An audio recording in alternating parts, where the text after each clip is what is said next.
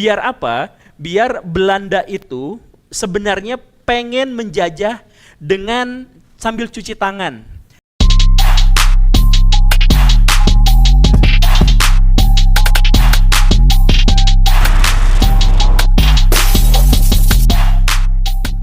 Assalamualaikum warahmatullahi wabarakatuh.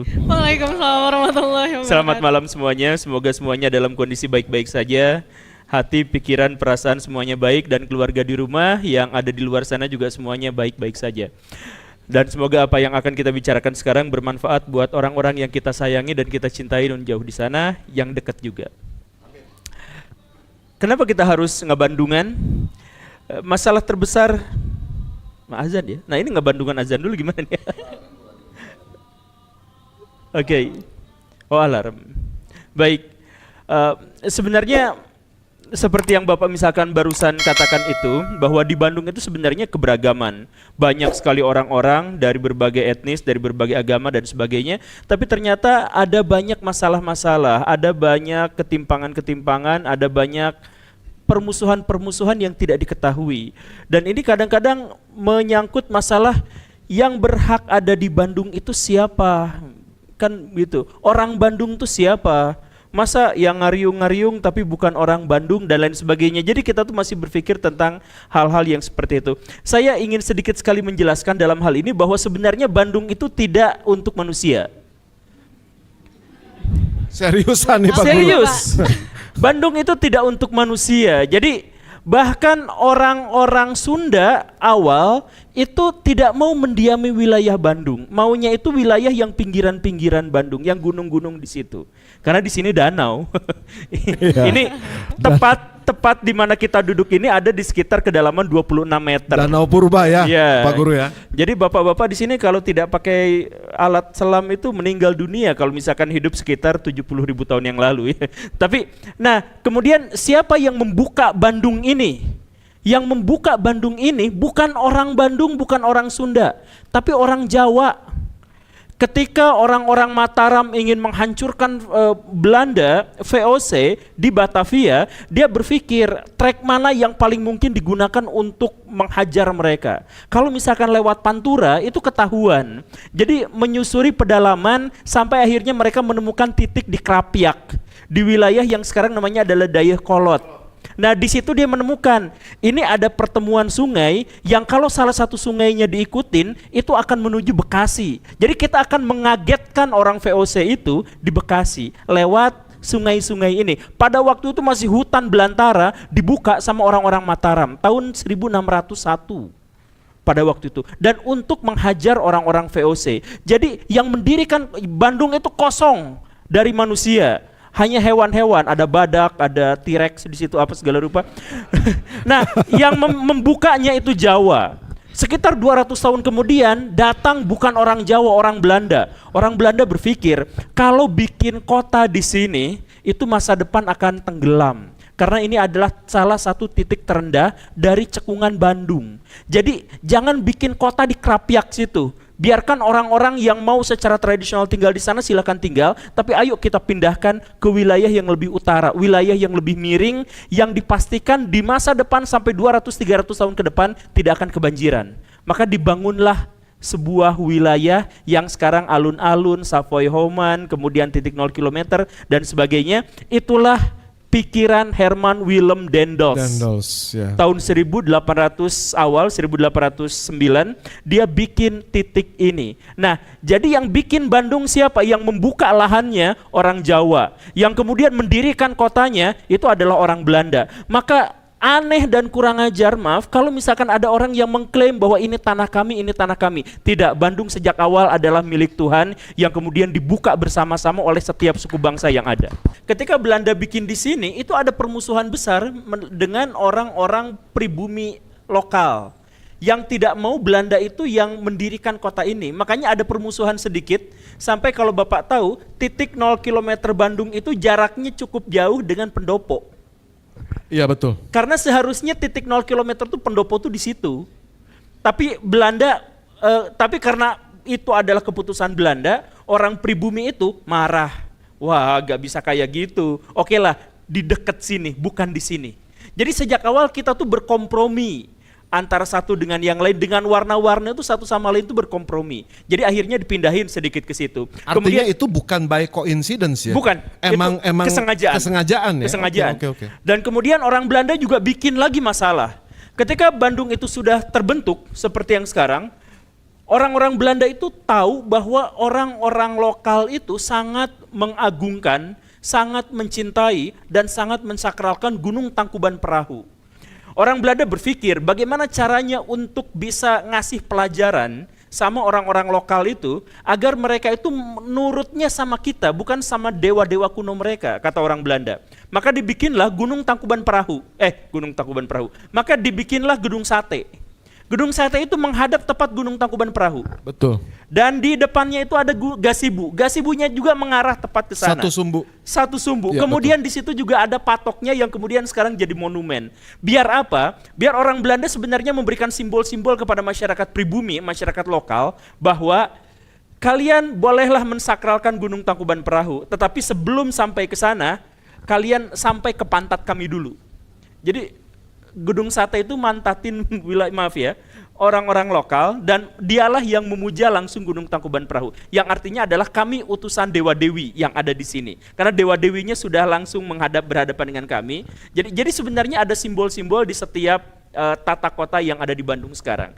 Nah, ini juga menghasilkan. Nah, kemudian apa? Sebelum itu orang Belanda mendatangkan ke sini itu siapa? Para napi, penjahat-penjahat paling sadis itu. Orang Belanda dibuangnya ke sini. Setelah dibuang di sini apa? Ternyata ketika orang-orang jahat sampai ke sini, mereka tobat, Pak. Karena apa yang napi membuat... Napi dari mana, Pak Guru? Apa? Napi dari mana tuh? Napi dari Belanda. Jadi ini tempat pembuangan. Napi bule itu ceritanya? Napi bule. Karena gak ada yang mau tinggal di Bandung pada waktu itu. Kalau nggak ketemu macan, ya ketemu badak, kena malaria, meninggal gitu. Bandung itu kan gitu. Banyak ranca-ranca di sini. Ranca badak, ranca ekek. Itu kan ranca-ranca semua itu artinya apa itu? Rawa-rawa kan? Itu rawa-rawa itu daerah yang paling ditakuti. Bukan karena buayanya tapi karena nyamuknya. Nah ini jadi hanya orang-orang paling jahat saja yang ditempatkan di sini sama orang Belanda. Tapi setelah para penjahat ditempatkan di Bandung, mereka banyak yang tobat. Karena mereka ternyata bisa menikmati keheningan, bisa menikmati hubungan yang lebih dekat secara spiritual dengan Tuhan dan alam. Dan akhirnya sejak saat itu orang Belanda mikir, daripada saya menempatkan orang-orang penjahat ke sini dan untuk menikmati hidup mereka, lebih baik investor-investor ditempatkan di sini. Jadi orang-orang paling kaya di Eropa dibawalah ke Belanda, ditunjukkan bahwa ini adalah wilayah paling subur, paling makmur di dunia. Dibawa ke Bandung maksudnya? Dibawa ke Bandung. Iya. Investor-investor asing itu semuanya dibawa ke Bandung. Setelah dibawa ke Bandung apa? Luar biasanya. Di Bandunglah kemudian didirikan pabrik-pabrik dan perkebunan kopi. Yang akhirnya apa? Yang akhirnya membuat Belanda menjadi salah satu negara paling kaya di dunia.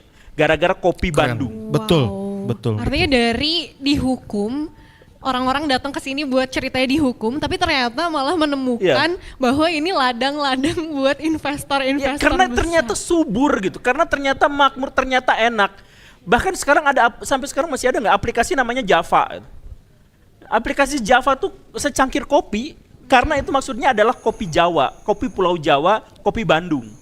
Nah, kantor wali kota itu sekarang jadi ini. Nah, betapa beragamnya. Setelah investor-investor didatangkan apalagi sama orang Belanda. Saya mohon maaf ya, PSK paling cantik didatangkan di Bandung.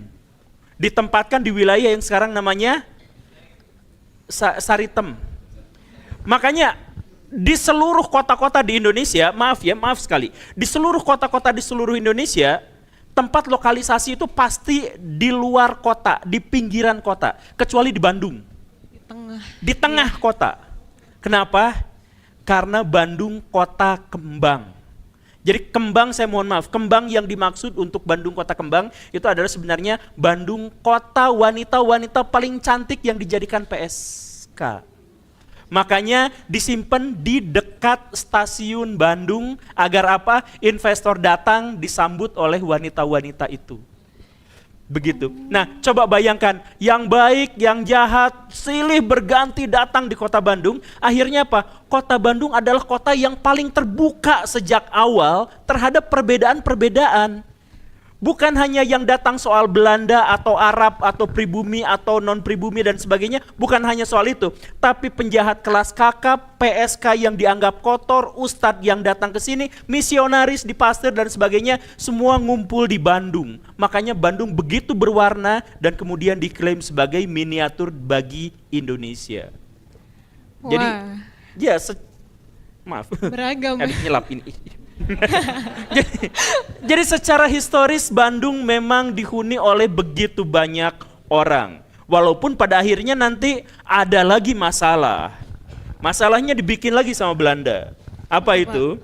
Masalahnya ketika orang-orang pribumi itu makin galak karena permasalahan-permasalahan ini, akhirnya Bandung dibagi menjadi 3. Bandung khusus orang-orang bule, orang-orang Belanda, orang-orang Eropa ditempatkan di kawasan yang lebih utara, yang lebih atas, yang lebih adem, yang lebih dingin. Kota paling indah di dunia menurut mereka.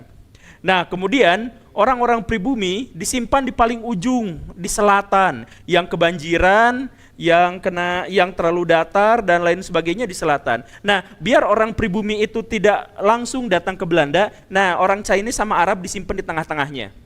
Jadi wilayah Pasteur, nah ini tuh wilayah tengah-tengah, wilayah Chinese semuanya di sini tuh. Misalkan IP gitu ya. Kemudian wilayah itu pemakaman Pandu, Bancai, nah itu Chinese semua di situ. Belandanya di kawasan utara tuh dengan kota-kota. Nah di selatannya itu adalah ini. Jadi pikirannya adalah maaf lah ya. Kalau orang Belanda itu, nah sampainya ke yang situ sebagai itunya gitu. Ya itu segregasinya dibuat seperti itu. Makanya pada akhirnya sekarang ada masalah besar. Orang Bandung akhirnya terngiang-ngiang dengan pikiran bahwa Cina mah antek Belanda. Karena memang pada waktu itu diciptakannya seperti itu. Kemudian kata orang Cina, orang pribumi mah jorok. Ya karena ditempatkannya di situ. Kemudian orang Dago itu orang kalangan elit, kalangan atas, rumahnya bagus, pemandangannya bagus dan sebagainya, itu semuanya sudah ditempatkan seperti itu. Biar apa? Biar Belanda itu sebenarnya pengen menjajah dengan sambil cuci tangan. Jadi dalam tradisi historis mereka, kalau mereka menjajah, mereka inginnya indirect rule. Tidak mau menjajah langsung, tapi ingin menjajah atas nama pihak lain. Jadi mereka jajah penguasanya, biar penguasanya yang menjajah pribuminya, kayak gitu. Nah dalam konteks Bandung, mereka pengen menjajah, tapi nggak mau langsung ke pribuminya, karena nanti dimarahin. Nah mereka minta sama Chinese, sama Arab untuk ngejajah pribumi. Jadi yang berantem itu yang Chinese sama yang pribuminya berantem. Nah Belandanya tetap jadi pahlawan sebagai pemimpin, sebagai pemerintah. Nah, itu cara yang bahkan sampai sekarang masih dipakai. Kalau pemerintah ada apa ya adu dombanya yang dibawa-bawa gitu. Artinya kita ngerti kenapa Bandung itu beraneka ragam. Iya gitu. betul. Jadi bukan hanya soal etnis, tapi kepercayaan, pemikiran dan kebaikan dan kejahatannya juga nyampur di sini tuh. Semuanya ada. Ya, jadi yang nanti yang kreatif itu misalkan orang Padang bikin warung di sini, kemudian orang Madura bikin apa di sini. Ya sejak awal kita tuh memang sudah beragam. Makanya sekali lagi adalah sebuah pengkhianatan ketika ada pihak-pihak tertentu yang menyatakan bahwa Bandung milik kami, Bandung milik etnis tertentu, milik kelompok tertentu. Tidak. Sejak awal Bandung didirikan bersama-sama dan beraneka ragam. Tapi yang pasti yang tadi Pak Guru sampaikan betul. Jejak-jejak saudara kita yang Tionghoa itu bisa kita lihat dari kawasan Bancai. Dari namanya aja kita kurang lebih tahu tuh apa. Gang Simcong. Ya kan gak mungkin Simcong masa orang India. Ya. Tapi jangan lupa jejak-jejak saudara-saudara kita Arab juga Al-Katri itu jadi Al-Kateri. Ya. Gang Ali Idrus kalau nggak salah ya, itu dari saudara-saudara kita yang Arab. Jadi memang segregasi yang tadi Pak Guru sampaikan memang ada. Dulu saya juga belajar tentang bagaimana kelompok-kelompok sosial itu dikategorikan oleh Belanda dengan kategori-kategori berdasarkan etnis itu betul. Dengan tujuan yang tadi Pak Guru sampaikan. Dan berikut saritem-saritemnya karena memang itu adalah fenomena yang sudah menjadi bagian dari kehidupan. Nah, begitu, itu fenomenanya begitu Bapak Ibu. Dan apa yang terjadi? Ya itulah yang kita lihat sebagai sesuatu yang kita anggap tidak ada, Pak Guru, padahal ada.